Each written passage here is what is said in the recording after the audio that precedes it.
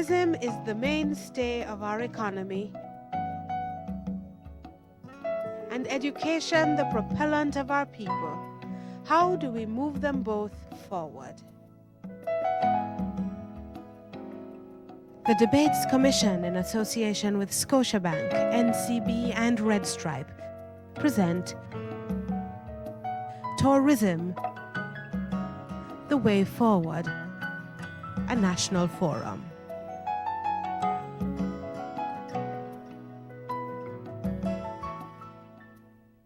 Come on, father, mother, sister, brother, uncle, aunt, and friend, and we can build our dreams together. We will make it in the end with Scotiabank. Yes, come on, father, mother, sister, brother, uncle, aunt, and friend. We've got Jamaica's future on our minds, Jamaican dreams in our hands. With Scotiabank, Jamaican dreams come true. We at Red Stripe honor our heritage as a Jamaican company, and in 2002, our tradition for excellence received kudos from the JMA, JEA, and the JCC, the most prestigious award being the Governor General's Award for the most outstanding corporate entity. But success doesn't just happen. It takes one team, one vision, one goal, and a drive to innovation. Innovative thinking has led us to commission MAG 5, the fastest bottling line in the Caribbean, and new product and marketing innovations, with Red Stripe Light and the new global sensation Smirnoff Ice being clear winners. Energized by our achievements, Red Stripe continues to make strides, and we're committed to being a part of Jamaica's great future. With his IQ, our 6-year-old son has our full attention. We want to give him the best education, so we have partnered with NCB Insurance, people who understand our needs and have found the right solution for us. Our Omni medium to long-term investment plan with tax advantages will allow us to give our child the education he deserves. Let an NCB Insurance representative show you how Omni can work for you. Omni from NCB Insurance Company Limited, meeting your needs.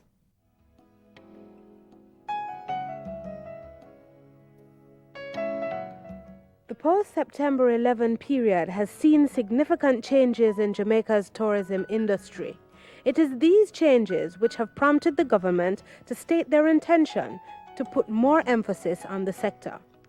Shortly after the first anniversary of 9/11, the Tourism and Sport Ministries were separated. This made way for a merger with industry and a new minister in Aluna Samba, a virtual newcomer to representational politics.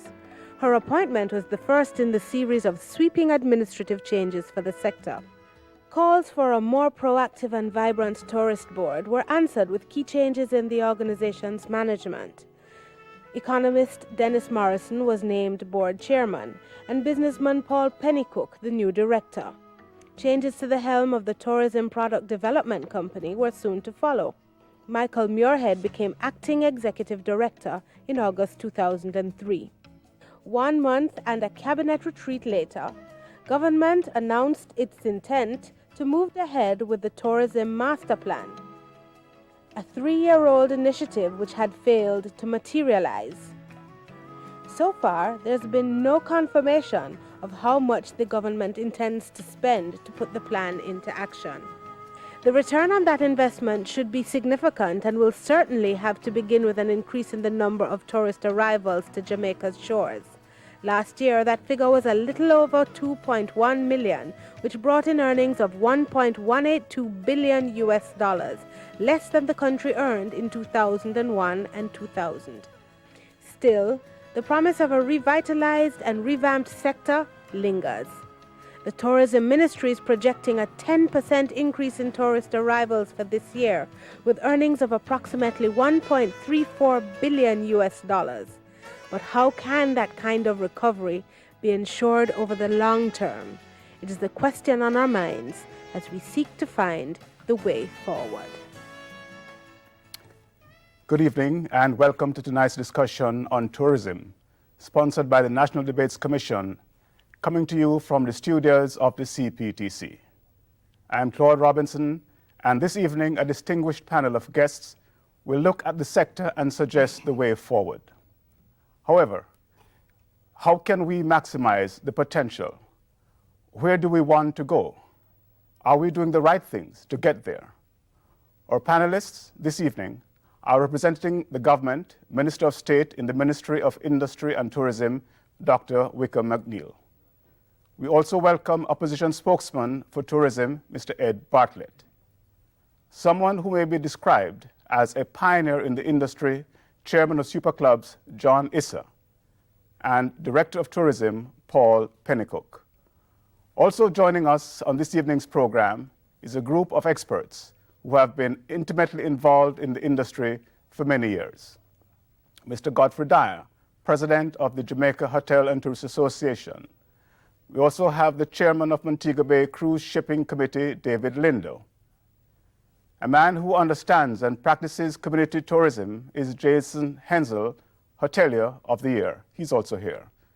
So too is Stafford Burrows of the Association of the Jamaica Attractions. Gentlemen, welcome. We've seen the revenue and arrivals figures, and we know the current realities. The question is this the best we can do? We'll ask our panelists to answer in a single sentence. Starting from my left, Paul Pennicook, is this the best we can do? No. No, I'm sure we can do better, and we should. All right, and we'll get to that later on. Dr. McNeil? No, I agree. The answer is no. But I'd like to be a little more proactive and say, no, yes, we will do better. Okay. Ed Bartlett? Definitely no. The potential to do much more is there. We just need to harness the energies and the resources to do it. Let us say we are targeting 5 million. Is this practical? When you ask the question, is this the best we can do? That question presupposed that we were doing good or well. And I would like to make the statement that we are doing very badly if we measure our performance against what we ought to be doing now, having been in the industry for many, many decades. So I think you made a statement in your first question which really everyone assumed was correct. I would challenge that statement. All right, and you'll have plenty of opportunities as the program develops to challenge the statement. But now we really want to look at the question, are we being overly ambitious in wanting these millions of tourists arriving on our shores? Yes, the increased arrivals will ultimately translate into increased income. But there are several questions that need to be answered before we get there.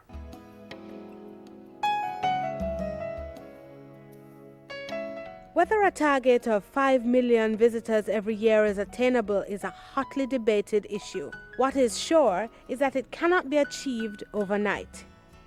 Experts say it's not likely to happen before the year 2020, if at all. A figure of 5 million tourists is about 2 times our current tourist arrivals and twice Jamaica's current population. That's an important ratio when you consider the impact that kind of human traffic could have on the island's environment. If you take, for example, the cruise ship arrivals, cruise ships do not contribute a significant proportion of the income, even in the tourism sector, even though we have large numbers of them which come to these destinations.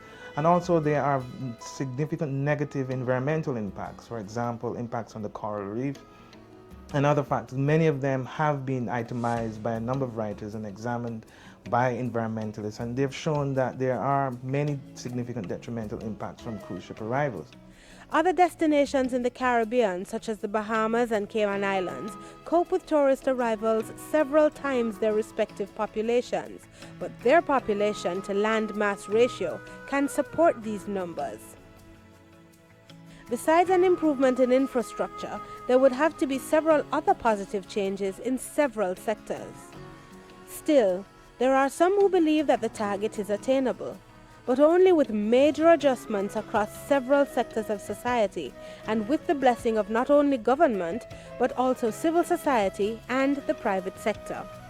So what are some of the practical steps? Cutting the red tape in the tourist sector would have to be one of the first steps to creating the highest level of administrative efficiency. An increase in advertising in the lucrative markets of North America and Europe is imperative. Targeting the cruise market may be prudent since that sector has been showing more growth than any other. Expanding accommodation, port capacity, shopping and entertainment facilities are also a must. Of course, all of the infrastructural and policy changes will not work without a highly trained and efficient workforce to deliver world-class service. With this in mind, we seek the way forward.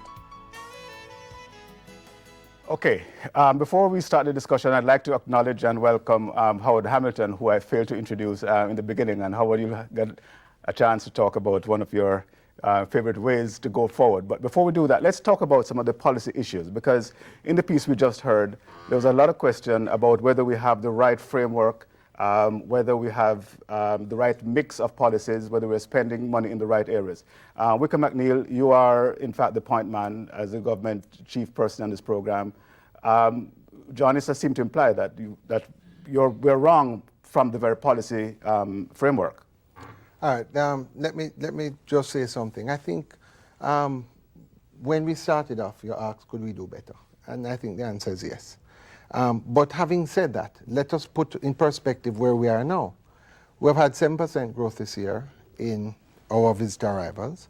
We've had a 35% increase in our cruise ship arrivals. We're right up there in the top of the Caribbean in terms of cruise ship growth. In terms of visitor arrivals, we were outgone by the Spanish-speaking countries, Domrep, Cuba, Mexico. But when it comes to the English-speaking Caribbean, we led in growth this year, all the English-speaking Caribbean, Bahamas, Antigua, all of them except for Barbados, which had 10%, I mean, just a couple of figures up above us. And they were giving £150 per visitor that came to the island. As a subsidy? As a subsidy. And what has happened is that even this month, the figures for September, are showing that we outgrew them in September. So relatively, we have done quite well. And I think having said that, there are a number of issues. We at the ministry are very conscious that we want to ensure efficiency and effectiveness. And that is what we've been doing, working with the JTB, TPDCO, JAMVAC, JARIS, all our agencies to try and maximize the work that we have out there. Okay, but on this same question of efficiency and effectiveness, there has been a lot of restructuring in recent months. And before that, we got the impression that there was an issue as to whether we should be spending money in overseas offices, in advertising. Are all these issues now set where all the players are at least looking from the same playbook? Is it the ministry is on one playbook and the hoteliers are another and the cruise ship people are another and Ed Bartlett is another? Are everybody playing from the same playbook at the present time? Well, I think in a general sense that we have had a large degree of consensus. I think that the chairman and the new director and the board in general have been doing a terrific job. I think that how they've been approaching the marketing, both in terms of quantity and quality, has been exceptional. In terms of the other areas such as TPDCO, Audrey Marks has taken over as chairperson, and now with the new executive director, Michael Muirhead, I think that we're moving in the same direction. Ed Bartlett, do you agree? Well, first of all, I think that the minister has given a part of the story. And in real terms, the numbers have been moving in a positive way, and that's good. But there are other numbers that we need to examine to determine whether or not we have been doing well. And that has to do more with the expenditure side. What is it that the tourist is spending in Jamaica? What are we making from all this inflow of visitors? And we're talking about increases of 9% and 35%. But let us look at what we are earning. We're earning $92 per tourist based on stopover arrivals. And we're earning $81, US that is, per visitor from the cruise ship. That is way below what the average Caribbean earning is from our neighbors, who are well over 100 in a lot of cases. So we need to look at how are we going to be able to move that level of expenditure on the part of the tourists from the below $100 to above the 100, where we can become really effective in providing the returns that will be commensurate with the effort that we're putting in, and the capacity usage that is evident there. John, the point was made earlier. Sorry, go ahead. Yeah, the point was made earlier, I think by Dr. Boxall, concerning the cruise ships and the extent to which the return to us on the individual visitor is sufficient in relation to what it costs us by way of the pressures on our environment and what many are now calling the economic rent, whether or not we are exacting an adequate rent from their services to us. John, Issa, are you making money from tourism? Not at the moment, but I have made money from tourism. In Jamaica, that is? Yes. Yes. The problem in Jamaica with tourism, we have always set our sights too low. I wasn't talking in the short term about whether we're doing relatively well. I said in absolute terms, the performance of the industry over the past few decades has been disastrous. We have failed the Jamaican people. We should have been at 5 million, looking at 10 million visitors now. We have never had the national will to do what is necessary to develop the business to its full potential. Maybe because I've been in it now 42 years, that I'm getting impatient with short-term actions. And if real long-term planning and long-term decisions aren't taken now, I may not be here to see the results. So my patience has worn very, very thin, because we pay lip service to tourism in this country. When I say we, I mean combined. Civil society, both political parties, and I've served this industry under both parties. I've been on the board under both parties, and I've held public positions in the industry and private under both parties, and I built hotels under both parties. So, I mean, the tourism industry will be here when one is in and one is out. It'll be here long after they both disappear from the scene. And I say that as having been a member of one, so I'm not sitting on the outside criticizing. We have got to decide that we want the industry at a size for which we have the potential, and be willing to take difficult decisions and not be afraid to tell the people of Jamaica the truth and what is necessary. And I'll just end this statement with one question. If 2/3 of the people of Jamaica have stated in the last survey which asked this question that they would prefer to live elsewhere, why should a lot of people who live outside Jamaica want to visit us here?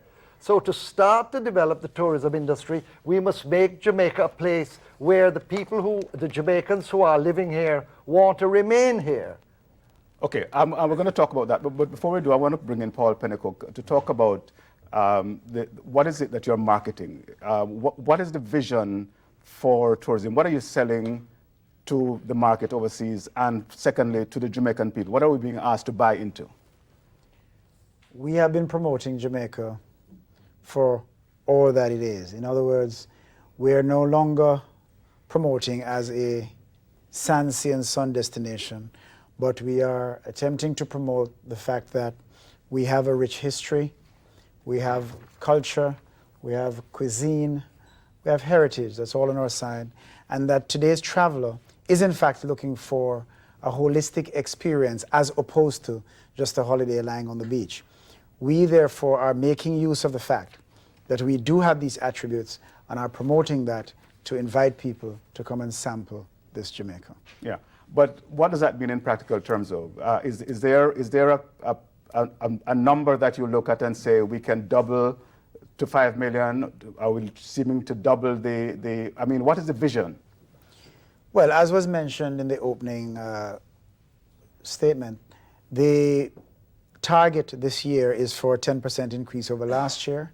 Actually, it's a little less than that, and we are currently on target to achieve it, even though the numbers were a bit... Total, not stopover. Yes, right. Well, yes. If we're talking about total, we'll actually exceed that, because with the cruise shipping numbers being up as much as they are, along with the 7% increase in stopovers, we're actually up in the teens overall. So we'll be at the 10%. But and that's the target for this year. The question is the targets for year 2, 3, and 4. we obviously have to look at. And we have to decide whether or not, well, we certainly can't get to 5 million in the next couple of years. And frankly, we're not in a position to handle 5 million in a couple of years because there's certain infrastructural work that would have to be done. Carrying capacity needs to be looked at and stuff like that. And that can be done in 5 years? 5 years, possibly with some planning, but certainly not 2. Yeah, okay. Godfrey, if I might turn to you, you're a hotelier from Montego Bay. What is the capacity in your view as to Montego Bay? Is Montego Bay saturated? Can you do more? Or what needs to be done, particularly in your part of the country, to bring in more tourists? Montego Bay has a lot of rooms available now. Average occupancy in Montego Bay is about 60%. So we have 40% of our rooms underutilized. To bring in more business to Montego Bay is what affects the entire island. We have to deal with crime. That's our number one enemy. It has to be dealt with. Number two, we have to deal with Montego Bay, the resort town, as we do have to do for the other resort areas. When tourists arrive, whether on cruise ship or hotels, they want to walk to your downtown to see what your downtown area is like. Unfortunately, Montego Bay is not in a position to accommodate them moving around freely. In my opinion, if we deal with crime and reduce it significantly, if we clean up, beautify, and maintain our resort towns, if we reduce harassment, I see 5 million people, tourists in 10 years, but we can have 3 in 5 years. I think it will be easily achievable. I have to say that as JHTA, for the first time, it looks as if there is some seriousness to approach tourism. We have the Minister of State, board, chairman, one of the best boards in a long time, and the cooperation between JTB, ministry, JHTA is never better than it is now. We all know what each other is doing.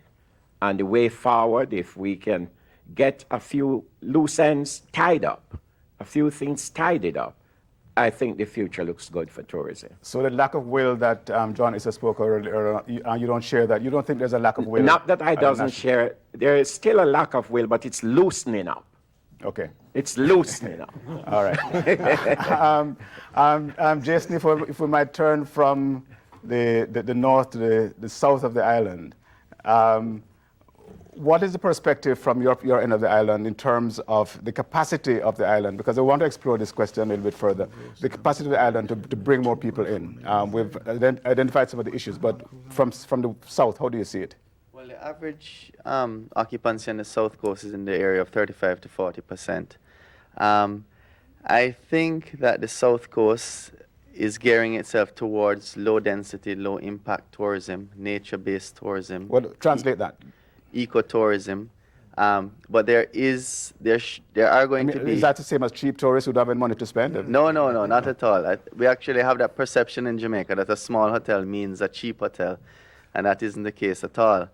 I myself own a boutique property, and I don't consider myself a cheap hotel at all.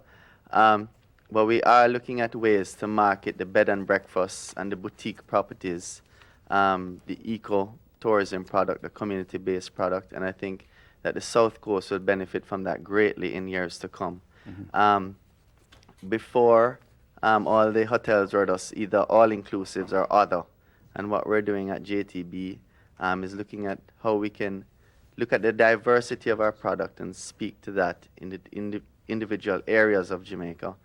We have a lot of attractions on the South Coast, and that is driving a lot of people coming now. And I see it looking very bright for the next couple of years. Okay, Stafford Boris, just come in there on attractions. Because just the other day, I think, with Stuart it was, who was saying that the thing that tourists complain most about in Jamaica is the lack of entertainment and attractions, a lack of things to do outside of the hotels. What attractions do we have, can we improve on to make that target of 3 to 5 million realistic and within a reasonable time frame? I think the government's recent move to give incentives towards attractions is going to really pull the attractions along very, very well. The attractions, in my opinion, are very important. People like to go to a destination that they can have experiences that are memorable. We have to start with in Duns River Falls in Ocho Rios, probably one of the finest attractions in the entire Caribbean. I think if we build on that, and if we put an additional amount of attractions in Ocho Rios, in Ocho Rios and in Montego Bay, we can have a destination in the Caribbean that has the finest attractions. I don't think that's difficult to achieve. I don't want to speak down about our competition, but when you go to some of the other islands, there isn't very much to do beyond shopping. We have an opportunity in Jamaica here where you can go river tubing, you can ride horses on the beach, you can do lots and lots of stuff that's very exciting and very entertaining. Not to mention swimming with dolphins. Not to mention swimming with dolphins. Okay, so I think we have a potential here that's probably greater than any of the other islands in the Caribbean to develop our attractions. But those attractions that you described tend to sound as if they are tourist attractions rather than attractions which are Jamaican attractions in which Jamaicans and tourists participate. Don't forget, we are considered to be the land of wood and water. When I speak about Duns River Falls, you can't want an attraction where you have any more water in it than that. Okay, we have an absolutely beautiful island. I mean, I've visited many of the islands in the Caribbean. I've visited many islands in the Pacific. I've never seen an island as beautiful as Jamaica. And I know John has traveled a lot, for instance. You could probably respond to that. We do have the most beautiful island in the Caribbean. And if we work hard at it, if we work hard at the attractions and of it, I think we can achieve the 10 million people. 10 million people. I hear all kind of numbers. Godfrey says 3 million, you say 10 million. Are numbers meaningful at this point in describing where we want to go, or should we be looking at some other thing? Paul? I'd like to make a comment on that. We're talking in gross numbers. This year, if we achieve the targets that we seem to be on the road to achieving, we will in fact have 2.4 million visitors this year, because we're going to have 1.3 million stopovers and 1.1 million cruise ship visitors. So we'll have 2.4 million this year. So Godfrey's point about getting to 3 million fairly quickly is achievable, given that we do other things right. I also want to make a comment on the whole business of attractions and what Ed Bartlett mentioned earlier on, the whole question of earnings. It is an increase in the attractions, an increase in visitation to the attractions that is going to help to increase our expenditure per visitor. The truth is, this year so far, we're in fact experiencing roughly a 10% increase in per passenger expenditure over last year. And this is due to two things. We have a few more Europeans who stay longer, and in fact, we're getting more people going to attractions. So that is something that will definitely assist the process to increase the per person expenditure. Okay, I think we're going to have to take a break at this point. When we come back, we'll look at how our Caribbean neighbors are doing and how we compare with them. We'll be right back.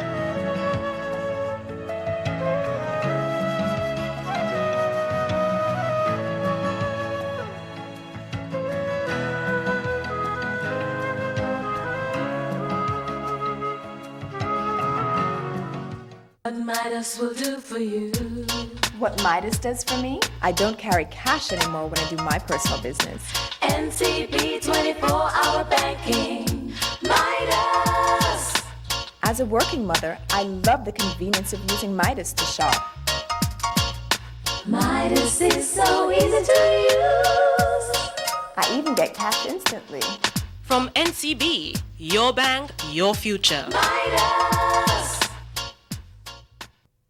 We at Red Stripe honor our heritage as a Jamaican company, and in 2002, our tradition for excellence received kudos from the JMA, JEA, and the JCC, the most prestigious award being the Governor General's Award for the most outstanding corporate entity. But success doesn't just happen. It takes one team, one vision, one goal, and a drive to innovation. Innovative thinking has led us to commission MAG 5, the fastest bottling line in the Caribbean, and new product and marketing innovations, with Red Stripe Light and the new global sensation Smirnoff Ice being clear winners.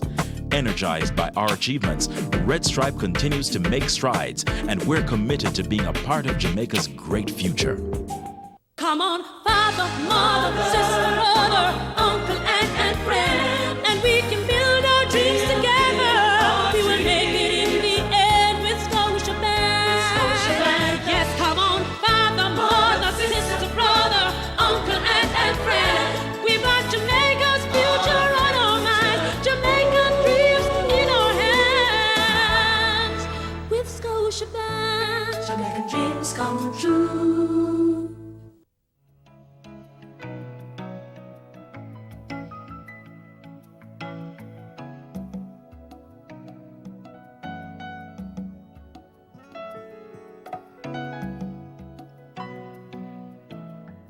Despite Jamaica's reputation as a popular tourist destination, several of our Caribbean neighbors continue to record higher arrival figures. In fact, there are at least 4 other destinations who enjoy considerably larger tourist numbers every year. Last year, the Bahamas, U.S. Virgin Islands, Puerto Rico, the Cayman Islands, they all outdid Jamaica in cruise ship arrivals. The Dominican Republic, Cancun, Mexico, Cuba, and the Bahamas were all ahead of Jamaica for stopover arrivals. Several factors account for their success, namely their proximity to the major source in North America, lower landing charges, greater port facilities, and comparatively lower levels of crime. In addition, some of Jamaica's strongest competitors, such as the Bahamas, have done much more to develop the potential for water-based attractions in keeping with the image of sun, sea, and sand. Then there's a variety in their tourism product offered in places like Mexico, Cuba, and the Dominican Republic, which place much emphasis on heritage tourism. Developing and marketing historical areas such as Port Royal and Spanish Town have been largely ignored in the face of the evidence that tourists are drawn to these types of attractions. However, Jamaica has done well at events marketing, evidenced by the success of the annual Air Jamaica Jazz Festival, Sumfest, and the Portland Jerk Festival, among others. But some say much more has to be done in the area of entertainment in general and gaming in particular. Jamaica has repeatedly rejected casino gambling, despite loud calls from some quarters to give the potential revenue earner free passage. On one hand, there is the argument against casinos from a moral standpoint, and on the other, it is argued that several of our regional competitors, such as the Bahamas and Puerto Rico, have made substantial profits from these casinos. There are people who go to destinations to gamble. I mean, if you take countries, if you take Las Vegas, for example, when one goes to Las Vegas, or when many people go there, they think of casinos. They have developed their destination around there. Places like the Bahamas, you will also find that they have places where you can engage in that sort of activity. I don't think that it necessarily follows that in order to attract more people to a destination, then you have to develop casinos. But certainly, I am not of the view that if you have casino gambling, that suddenly it would lead to any moral decay, increase in crime, etc. While Jamaica has increased its marketing overseas, we seem to have overlooked the Caribbean market. Our neighbors in Trinidad, Puerto Rico, and Guyana depend to a large extent on the tourist dollar of other Caribbean nationals. Jamaica has yet to tap into that potentially lucrative market. Now more than ever, we have to focus on our competitive advantage as we examine the way forward. Welcome back to our special discussion program on tourism. We have a graphic showing us how Jamaica compares with the rest of the Caribbean. What do our neighbors have that we don't? Or what are they doing different from what we are doing? Howard Hamilton, I'm sure, would say because they're gambling. But Howard, gambling is just sinfulness and wickedness. I mean, you want to bring down more moral decadence on Jamaica by casino gambling? I don't think you really want me to answer that, Claude, but let me start off by saying that I agree fully with what John Issa said about we should be much further ahead in terms of our tourism product than we are now. Numbers are very important. We talk about increasing the number of visitors. What is more important is what Ed mentioned, how much are they spending? And this is the area I think which is most important. Increasing numbers, but more importantly, increasing the levels of spend. The tourism sector is the fastest growing sector of the economy globally. Of that sector, the gaming sector is the fastest within that sector. We have hid our heads in the sand for years in a country where the gaming activities are widespread, both legally and illegally. What we need to do is look at what are the advantages to gaming. How can we garner those advantages to the best interests of our growing tourism industry? And how can we use that to expand and diversify the attractions which we need in the industry to attract more visitors? We need to improve the demographics of our visitors. People who can spend more money, people who will be attracted to the quality entertainment which a gaming casino type activity will allow. People who will be attracted to the kind of cuisine and the exquisite restaurants. There's a restaurant in the Bahamas, for instance, which is a 6-month waiting list to get into that restaurant, one of the finest in the world. That all comes from income which is generated from people who love to game, right? When you look at the figures in the Bahamas, 20% of those who come there to game. Yet 80% of the visitors who come there go into the casinos and play games there and enjoy themselves. Now, I'm not saying we must fashion ourselves after the Bahamas, but let us study it. I know a study is being currently commissioned by the PSOJ and the government in looking at the whole question of casino gaming. Let us look at it. Let us forget about the days of draw draft and the gunslingers. Those days are long gone by.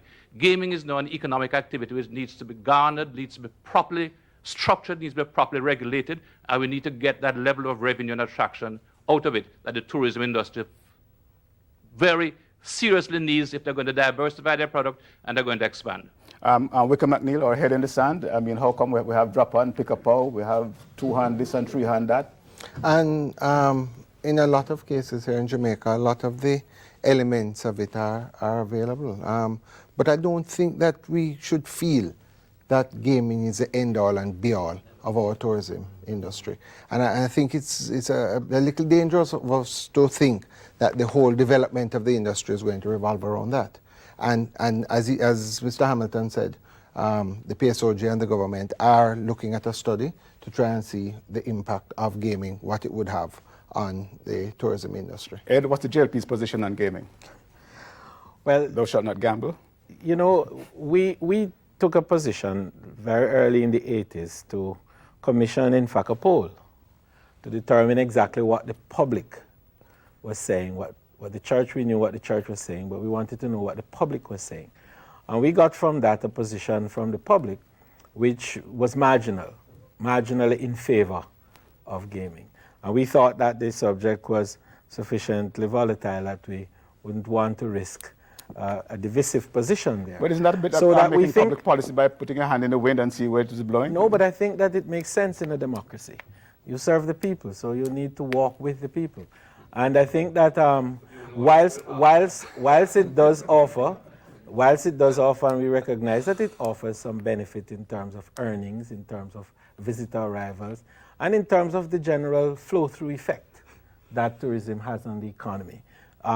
Gaming does offer quite an extensive opportunity for this. We also recognize that we're operating within a social milieu, and we have to be cognizant of the fact that we have a public to deal with.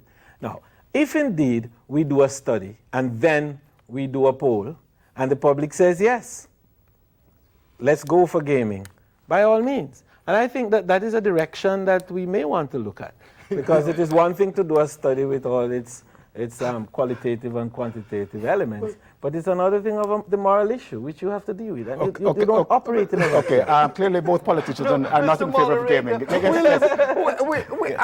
I can't believe we're living in fantasy land here. Jamaica has gambling all over the resort areas. There are slot machines virtually in every hotel. We have casinos. The only difference between our casinos, they're small and a little sort of tacky, and they don't have table games. We have casinos already in Jamaica. And here we're talking about it as if we don't have casinos. What we have done in Jamaica, though, because we didn't have the courage to say we're going to approve grand and large casinos, which may have attracted some tourism and some groups, if we did it in a selective way. We sort of let it in through the back door by allowing slots. Then you get a large slot room, which is effectively a casino because you have roulette, which is mechanical and is not run by people, and you have blackjack, which is run by a machine, poker, which is a machine, and we have casinos in Ocho Rios and in Montego Bay and in Kingston and probably in Negril, I don't know for sure. In the Bahamas, they have actually less gambling than we have here. Okay. We have betting shops in every corner. We have a lottery all over the place. We have slot machines in virtually every hotel. And we're sitting here talking as if we haven't introduced all the elements of casinos into Jamaica, into every nook and cranny of Jamaica, everything except table games. Okay, Godfrey, I want to have one last comment on casino before I go to David Linder on something else. Go ahead. Mr. Moderator, let me just say, attractions, day attractions, we're not short of it in Jamaica. We have a lot of it.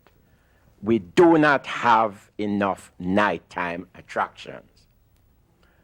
When tourists are in the hotels, after the second or third day of their stay, they have nothing more to do. And the only attraction, in my opinion, that can bring the tourists out of all-inclusive is casino. And we better look at it very quickly if we want to increase numbers, increase expenditure. And we are not saying it's the panacea. And people who want to walk around it say, behave as if we are saying it is so. We are not saying that.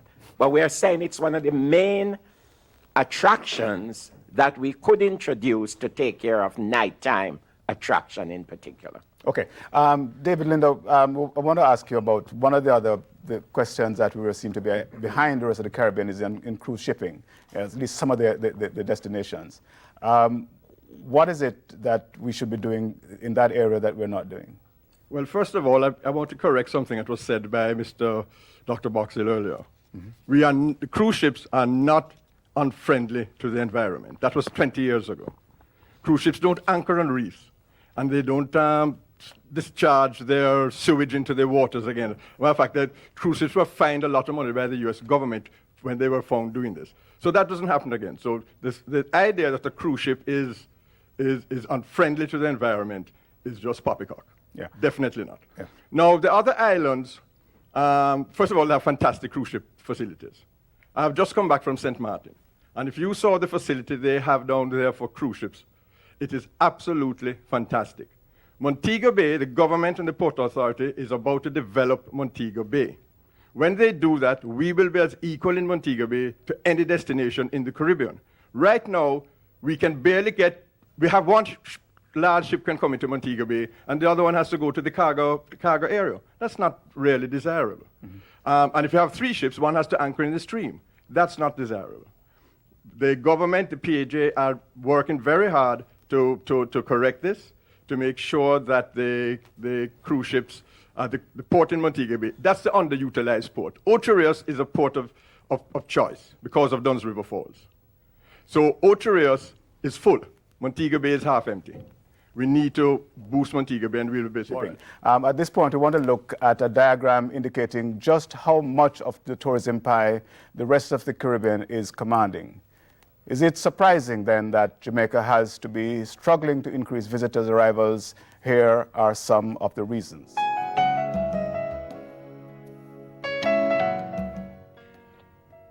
Developing Jamaica's tourism product is proving to be an uphill climb. With factors such as limited resources, a high crime rate, increasing HIV infections, and a struggling ecosystem. The budgetary allocation to the Ministry of Tourism for the financial year 2003 to 2004 was just over $2 billion. The added input of the government's optimistic tourism master plan predicts further increases. But recent indications are that the master plan projections may be more of a challenge than anticipated. Developing the sector's infrastructure cannot be done without private and overseas investment. Crime has also proven to be a thorn in the side of tourism officials. Although harassment is still a concern in the sector, more serious crimes such as robbery and murder have in recent years taken center stage. From the case of the missing travel writer Claudia Kershak to last month's early morning fatal attack on a West End Negril resort, crime has not left the tourist unscathed. The sector has responded by building more all-inclusives, but there's enough evidence to suggest that this has lessened the impact of the tourist dollar on the industry overall. Add to that the region's reputation for having the second highest rate of HIV infection in the world, and the problem becomes even more complicated. Marketing the country's tourism product must involve a consideration of those challenges with a view to finding ways to downplay the negatives and highlight the positives. Pushing the Jamaica brand may mean changing the image of the tropical isle of sand, sun and sea. Experts suggest that today's tourist is looking for much, much more. I certainly am in favor of a type of tourism which takes advantage of what the country has to offer in terms of its heritage, its culture, its education. And in fact, if you look at some of the most successful tourism destinations, you will find that that is what is important. People go there to discover the Parliament in England, you know. They go to experience the culture of the people and not necessarily to get away into an artificial environment. These experts say identifying and packaging what's unique in Jamaica will be critical to the survival and sustainability of the tourist sector. We've heard it so many times before. Now we want to know how to do it as we seek the way forward. Okay, challenges heard in that segment: crime, pressures on the ecosystem, weak budgets for promoting the island as a destination, HIV/AIDS, and so on. Let's start with the crime problem, because I think somebody mentioned that earlier on as perhaps the central problem, and we're going to spend some time on that. How do we deal with the crime issue in relation to tourism, or do we have to deal with it as a national issue, or is there a specific tourism approach towards crime problem? Godfrey, you want to start? I think crime should be dealt with as a national issue. If we make Jamaica safe for our nationals, then it will be safe for our tourists. So I don't want to see a special plan for tourists. I want to see a special plan on a national basis for our nationals. Mm-hmm. I think the approach that we have been taking, there are piecemeals. I don't think we are going far enough.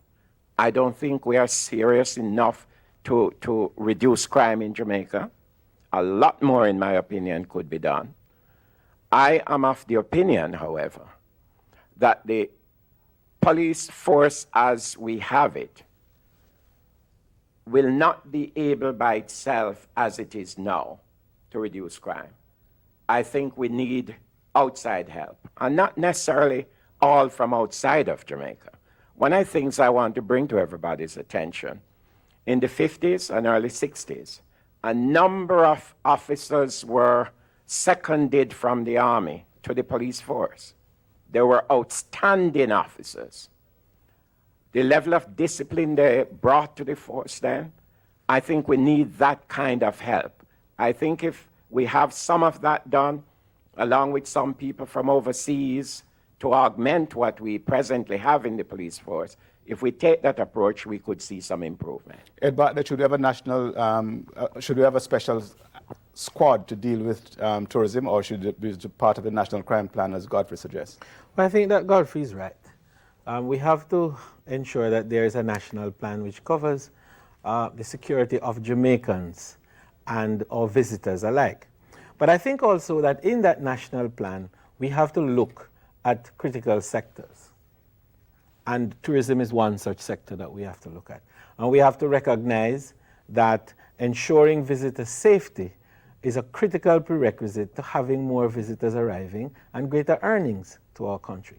And so that in looking at it in this context, we may very well want to carve out a special program to deal with ensuring that resort communities are as safe as all other communities, of course, but that we maximize our efforts in those areas. Dr. McNeil, how do we do that? How do you get resort areas safer?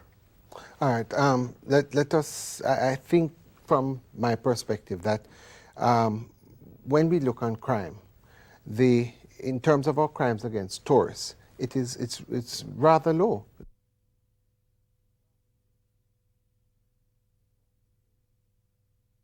I think what is really affecting us here is the perception of Jamaica as a destination with crime and danger. And that's what we have to work on. We have to tackle the crime problem. There's no doubt about it. It needs to be a national assault.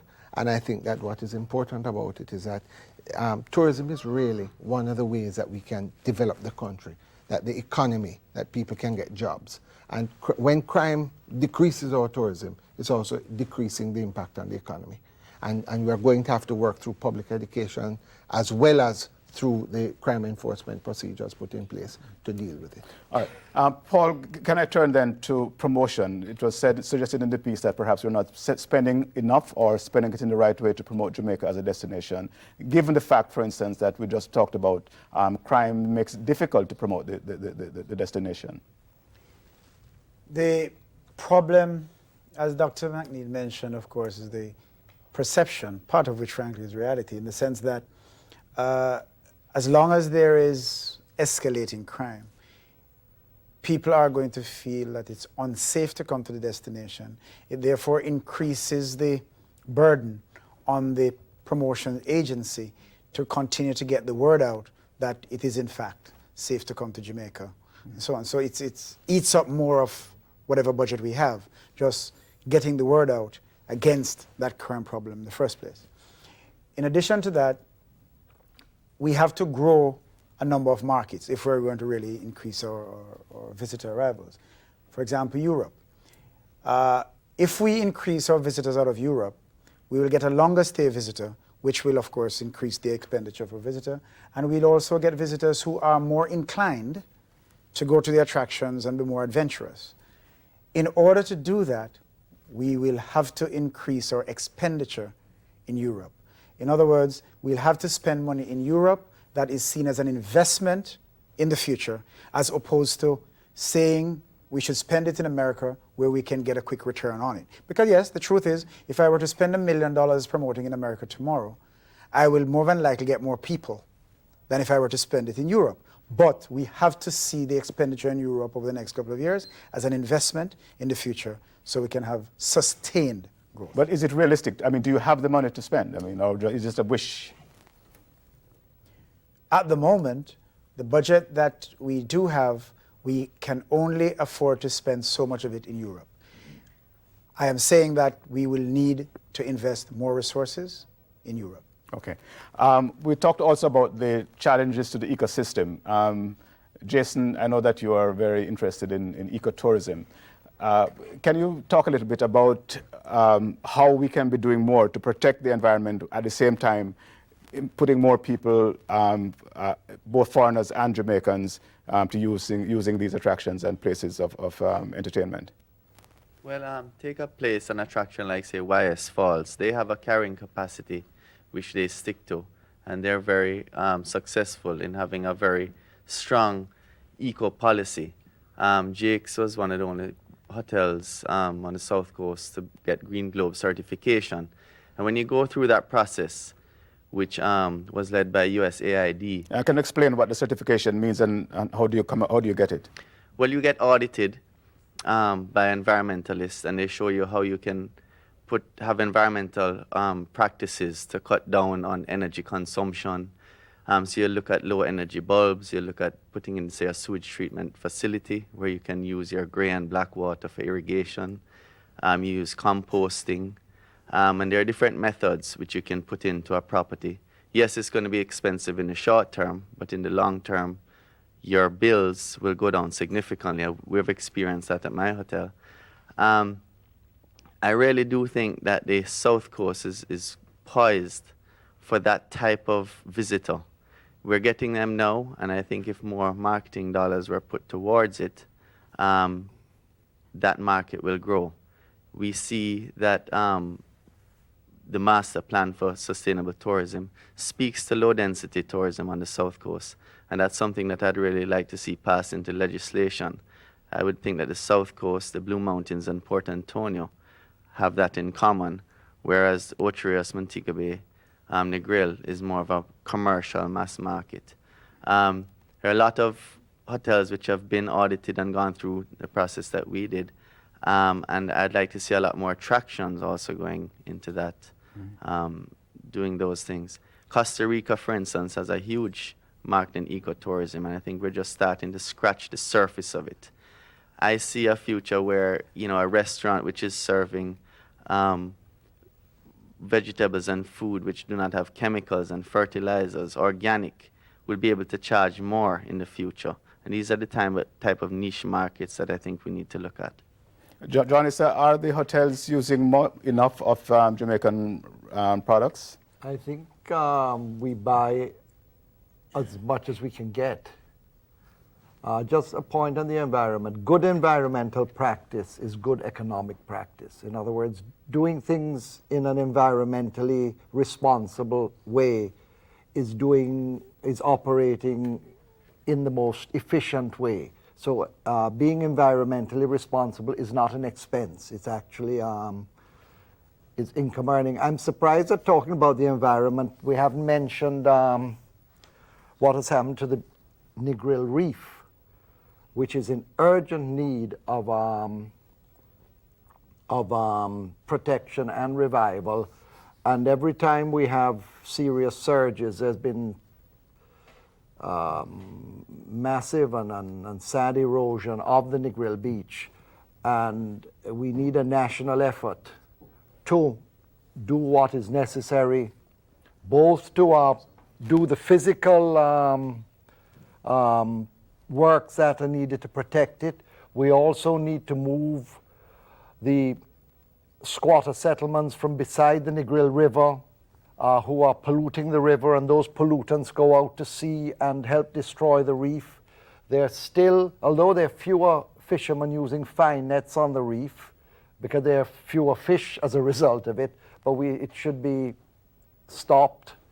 And also, we need to ensure that the wastewater from the Negril sewage scheme, which gets into the Negril River, the overflow, is tested daily to ensure that if it's not up to scratch, we get rid of it in some other way. Negril is a disaster waiting to happen if we don't have a real national program soon to rebuild, deal with rebuilding of the reef. Is there such a program? Yeah. Minister? Let me just say, over the last 5 years, a central sewage line has been put into Negril, which I think was probably the most important thing. The real difficulty right now is getting everybody to hook up to it, which is part of the problem that we have. Why is that difficult? Because they have to pay for the connections? Absolutely. Okay, and how although much? that there is the Planning Institute and the Water Commission, there's a arrangement, and we have access to loan to assist with that. And for them to pay over time? Absolutely. Okay. So even with that in place, but it's a program that we're working on.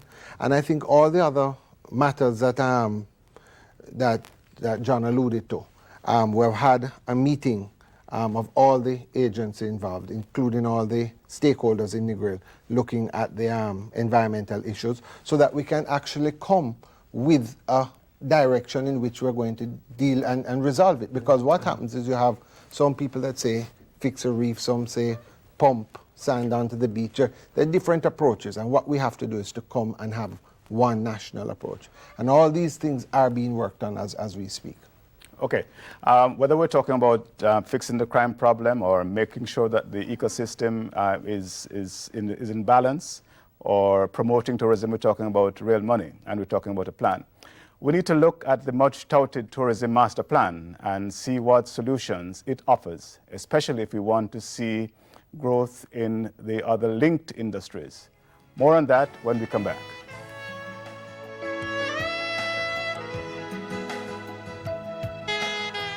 Come on, father, mother, sister, brother, uncle, aunt, and friend, and we can build our dreams together. We will make it in the end with Scotiabank. Yes, come on, father, mother, sister, brother, uncle, aunt, and friend. We've got Jamaica's future on our minds, Jamaican dreams in our hands. With Scotiabank, Jamaican dreams come true.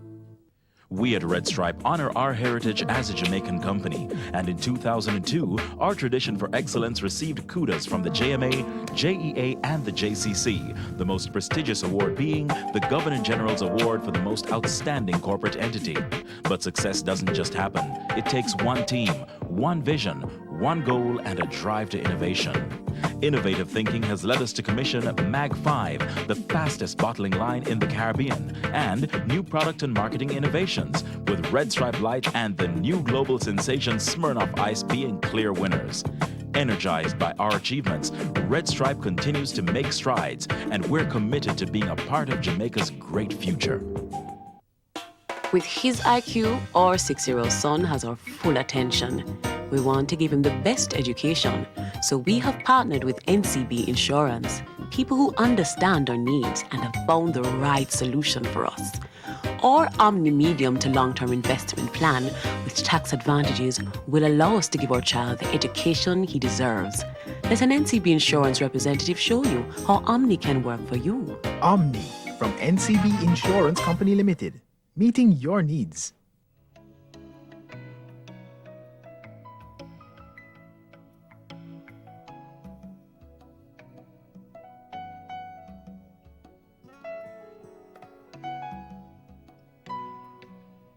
Every great film has extraordinary supporting roles, and so too must the local tourism industry. It therefore means greater emphasis and development for those industries that are linked to the sector. Work has already begun on some traditional areas such as craft. The Tourism Ministry recently started an initiative to improve the training of craft vendors and develop the infrastructure of the markets in at least one major tourist town in the short term. Long-term changes should include the creation of a more sophisticated and better marketed craft product. In the area of transport, companies like Juta and others have done fairly well, but there needs to be an expansion of this sector to support a developed tourism product. That kind of development could also prompt growth in industries such as manufacturing and agriculture. The development of our tourist towns has largely been ignored. The existing conditions in areas like Montego Bay and Negril are testament to the neglect, and according to some analysts, has stifled the overall success of the sector. In order to increase the numbers, we would have to expand things like infrastructure, improve education, increase the housing stock, improve general social conditions in many of the resort areas. If one were not to, if the government or the tourism planners did not take this into consideration and expanded the numbers dramatically, we would have serious social problems, even more social problems, particularly in places like Negril and Ocho Rios. New Zealand and England are just two examples of countries that have developed their resort areas for both the locals and the visitor. This has led to greater interaction with the citizenry, which in turn takes the tourist dollar to a wider cross-section of the society, something from which Jamaica would certainly benefit. We know that increases in tourism arrivals and revenue mean increases in allied sectors. How do we make this less theoretical and more practical as we seek the way forward?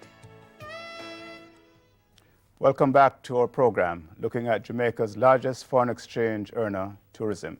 The question posed at the end of that piece, how do we link what seems to be an enclave industry back into the community so that people actually benefit? Howard Hamilton, let me start with you. How do we make sure that ordinary Jamaicans get more out of the industry than apparently is the case? John is alluded to when you asked the question, how much of his products are currently being supplied locally? Early on, I was discussing with Godfrey, what is the retention factor in our tourism dollar? And this is higher than most of the Caribbean countries. I think our retention factor is about 65% compared to the Bahamas, which is about 10 or 12%. 65% of the earnings remains in Jamaica? Correct. Okay. Now, I'm surprised that there is not a national agricultural policy directed at the tourism sector in an organized fashion. I remember back in the 1970s when I acted as chairman of the Agricultural Marketing Corporation, that was then, we had a program designed for contracting with farmers, supplying the hotels and supplying supermarkets. And that program was working not very efficiently, but at least was the start. Now, how can we get people more involved in tourism? The persons, our Jamaicans, have to realize the value and importance it is to them, not just to read in the paper, but to feel it in their pockets. And when they can produce a herd of goats which can supply goat meat to a hotel on a regular basis, that will affect them. That will make them more interested and more aware of the value of tourism. When they can plant their total acres of carrots, of turnips, of whatever, right, and have a regular, consistent market, properly organized, with proper packaging facilities, right? Spring Plain was the start. Whatever went wrong with that, let us not look at it as a disaster, but as a learning experience, and let us move from there. If we took 10% of the amount of money currently spent over the years on the sugar industry and put that into a concise agricultural program directed at the tourism sector, you'd be surprised at the impact it would have in terms of the people, in terms of the awareness and of the fact that this is their industry and this is something that they're benefiting from. Mm-hmm. I throw it out as something which we can structurally look at, not talk about. Yeah. John Borrow's attractions, in Stafford. The dance hall, the popular culture, we do that very well. Nobody's talked about that as something that can, in fact, link people to communities, whether they're in Trenchtown or wherever people actually originate Jamaican music. How do you make that link as someone in the area of attractions? Well, I think to start with the fact that Bob Marley is very well known all around the world is something we can capitalize on. And in more recent days, as you say, dance hall, we've done very, very well. Our present musicians are well respected. I think if we could have not just nighttime shows, but daytime shows, so the tourists that came in on a cruise ship could appreciate some of our culture, could appreciate a nice show that we could have during the time they are on shore, would enhance our product. We talk about not necessarily having sand and sea or climbing the falls, but they could have some very fine entertaining. We have very talented people here in Jamaica, okay, both singers and dancers, and we could put on a real cultural show. So why don't we keep saying we could, we should? Why don't we? Well, I think we're going to move towards that now. Minister, why don't we? Why throw the evil? We keep saying we could, we should, we can. I'd like to really put a lot of things and bring them together. I think you're also Minister for Entertainment, aren't you? Good. Yes, absolutely. Right. And I think one of the things, a lot has been said. We spoke of expenditure, we've spoken of attractions and all different things. And I just want to say, the tourism master plan, which we have recently passed, is it has a lot of different issues. But I think if there are three things that bring it together, is number one, it calls for us to look at our heritage and culture. As the director said, it's not just about sand and sea. It's about our heritage and culture. How are we going to market that, look at the different attractions that we can put in place so that the visitors come to Jamaica to see what we have to offer, from Marcus Garvey to Bob Marley to Seville to Spanish Town to Port Royal. The second thing that we have to look at. You keep saying, but hold on, let me just put it in a context. Okay. Once we have the heritage and culture, the second thing we have to look at is to make it a very inclusive industry. At present, it is not a very inclusive industry. And the average Jamaican on the street has to feel part of tourism, has to feel that he's part of developing tourism, planning tourism, and earning the benefits of tourism. So we have to look, as I said, at the agricultural sector, the craft markets, the transport sector, all of them, at how we're going to develop them so that we get people out to see our culture and deal with it. And thirdly, to do all of this in a sustainable fashion. How do we go about it? Yes, how? We have to look at how we're going to develop our heritage and culture.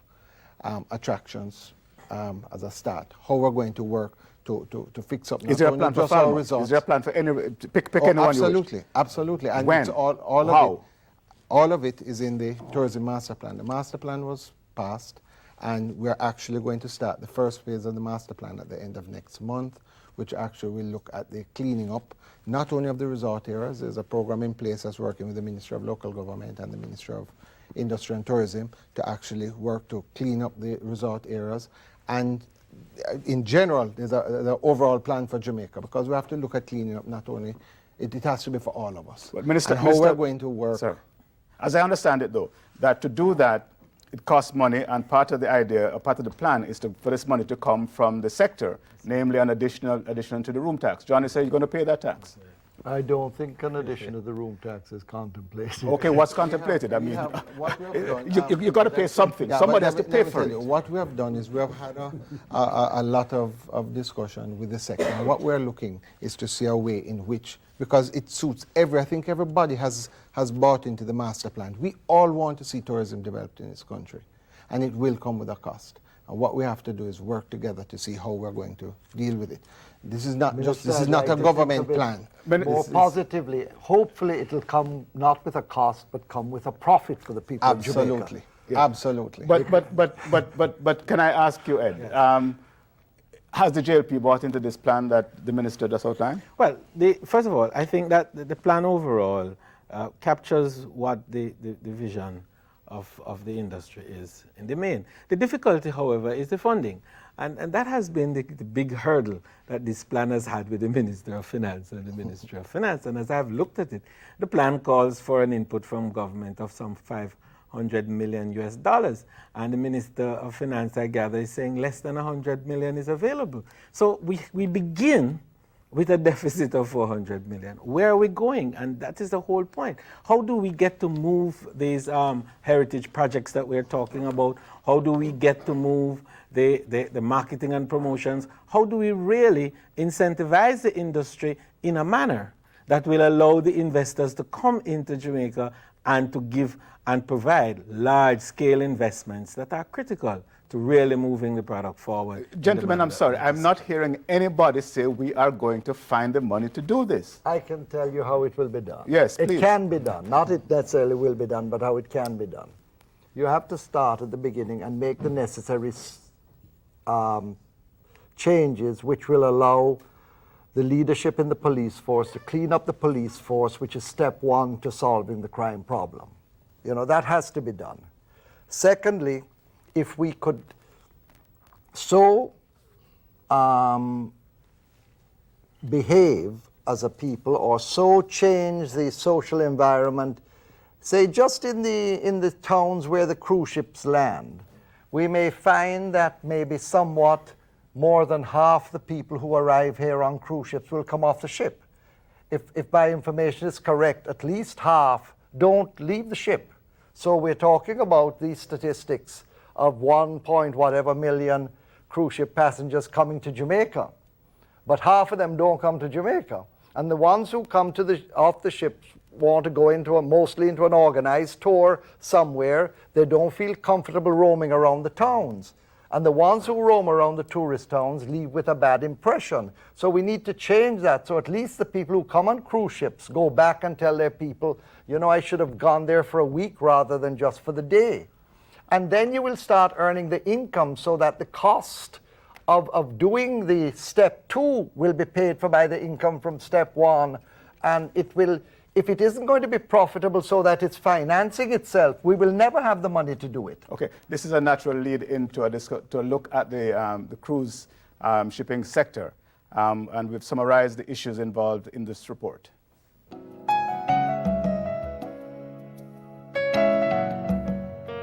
More tourists come to the island by way of cruise ships than any other means, making the cruise ship market the most viable. So far, tourism officials have reported 39% growth in cruise ship arrivals for the first 6 months of 2003. And based on ministry projections, by the end of the year, that figure should surpass the 1 million mark, bringing in revenue in excess of $70 million US. The promise of more ship calls from at least one major cruise line could mean an even more dramatic increase in the number of cruise ship passengers. But this has been hinged to whether one local attraction gets approval for expansion to accommodate that kind of traffic.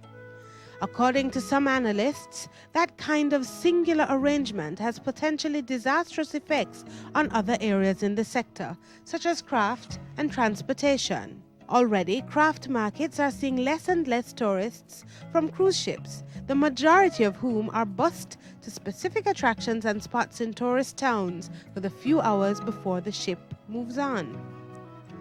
With the right kind of planning, though, much can still be gained from the cruise ship industry, which has exploded in the last 8 years, thanks to the introduction of the megaliners, which can carry up to 5,000 persons.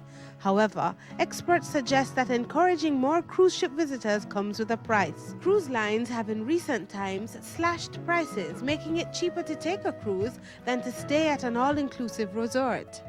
This could seriously affect land-based tourism, specifically the number of stopover arrivals from which the country earns significant revenue.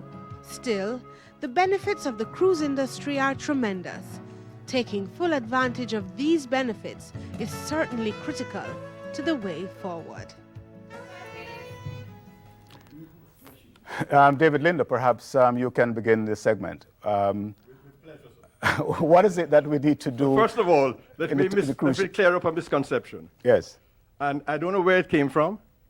What is the statistics show is that 50% of cruise ship passengers take a pre-booked excursion. But that does not mean that the rest of the passengers stay on board.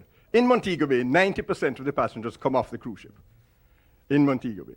I can't speak to Otrios, but I know in Montego Bay, 90% of them come off, they go shopping, they go into the town, they go to Doctor's Cave Beach, they go around, I have those statistics because TP DECO gathers those statistics. As chairman of the committee, I get them.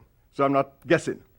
90% of cruise ship passengers leave. I'd just like to point out that it's similar in Otrios, there are similar figures. Similar in Otrios. 50% are pre-booked tours, 25% book the tours when they get in, which is 75%, and another 5 to 10% actually just walk. Could you send me the latest?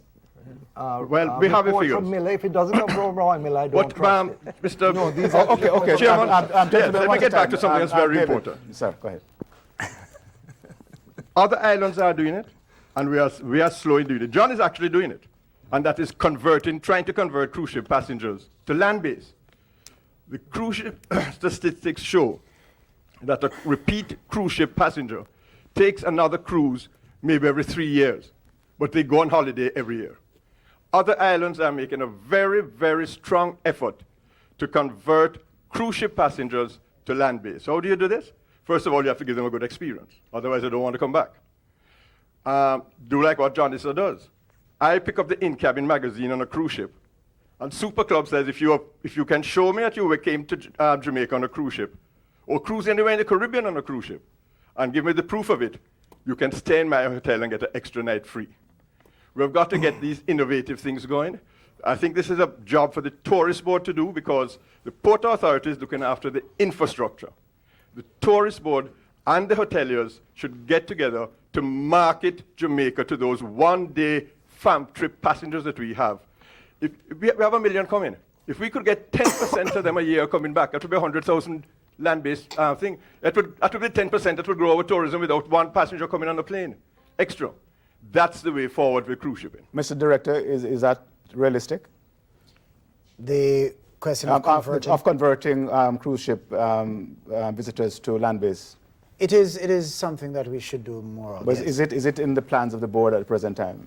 Strategic thinking. As a matter of fact, just today, in a joint marketing meeting between the GHTA and the JTB, we discussed that very matter. That yes, we need to do more of that. So I have to look at a plan to do that. Mm-hmm.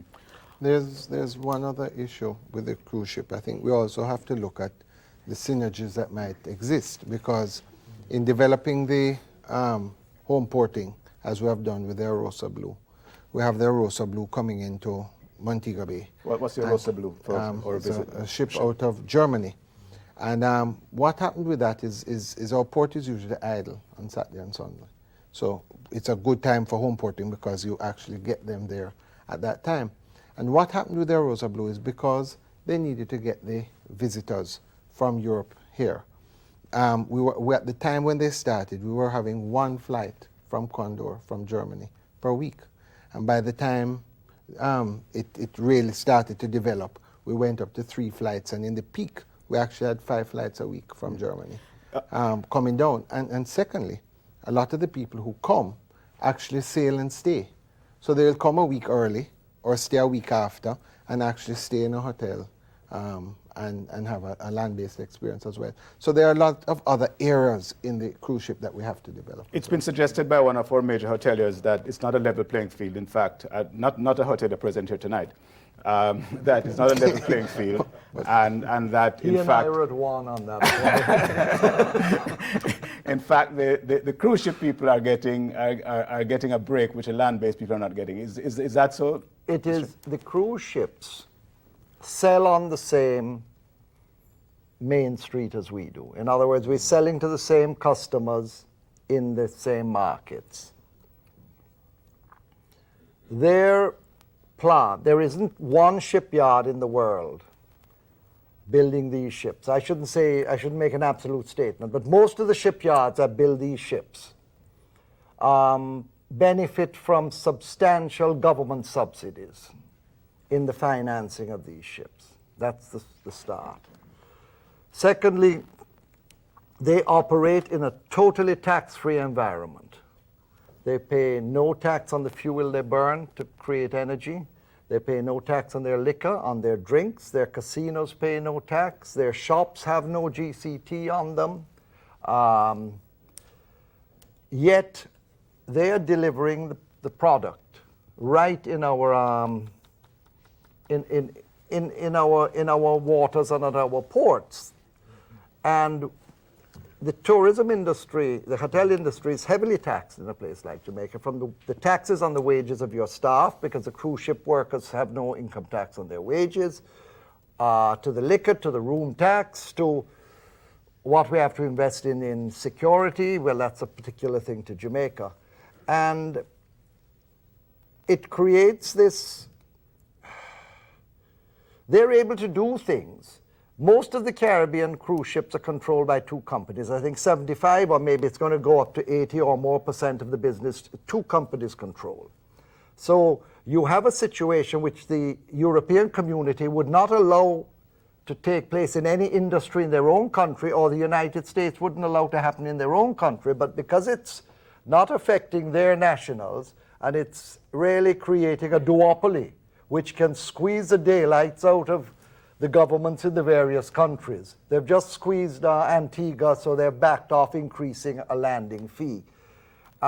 This industry operates above the law. Now, Mr. Issa, I have to cut you and ask the Minister to respond. Is it unfair competition, as Mr. Issa has just outlined? Well, he could put us in the same position as they are. Just take the taxes off the land-based industry, and then it's fair. I mean, if they do... That is what should be done. Don't blame the cruise ships that they are tax-free. Blame the Jamaican government that they are taxing the hotel industry. Are you invited to take off the tax? Are you going to do that? You know, I think that there are things we have to look at the 2 sides, and we have to look at how we treat with the cruise shipping sector. There has been a lot of discussion, and we have to see how we move forward. I think it's unfair for us to look and see how we would deal with these things in isolation from the rest of the countries that we are as our competitors and partners. So there are things that we have to look at. There's a lot of study going on with cruise shipping now, and how we're going to deal with it. Yeah, but for the future, you see both land-based and cruise as integral to our product in Jamaica. Absolutely, absolutely. You know, no, that's a given. It's a given, and I think it's very important for us to recognize that one of the things about the cruise ship passenger is that when he comes off, he goes directly to the attraction, or he goes to the craft market, or he goes in a taxi. That dollar is going straight down to the person on the ground. Our job is to even widen that net, and to actually get more expenditure out of them. Not really increase in numbers, but how do we get more expenditure out of them? Yes, but I think that the key thing here is that I think that the country overall would see the benefit of the cruise ship industry in a greater way if we have more exciting attractions for the visitors to go to. So that this great flow-through effect, which we speak so vauntedly about, of tourism. Its ability to flow through the economy through all its stages to benefit every single individual. Well, Ed, you and I are at one. You and I are at one on that. And I think that this is what is missing in the plan, in the master plan. Where is that dedicated institution to deal with attraction, development, management, and investment? And there was JADCO in the past, and I would love to see another JADCO. You mean to own government-owned attraction? Not government to own attraction, government to create the opportunities for more investment in attraction. The incentive legislation will help. Legislation and was also an immediate first step. The approval process will help, because I know of an investor from New York who was trying to bring down, establish an attraction which would cater heavily to the cruise ship trade as well as locally, and the approval process is tedious. I don't know if it's going to still happen, but we need to either something is going to be approved or not. You know, that's a key thing. That is what will be done. Gentlemen, I'm afraid we're running out of time for this program, and we're now coming to the very end of the program.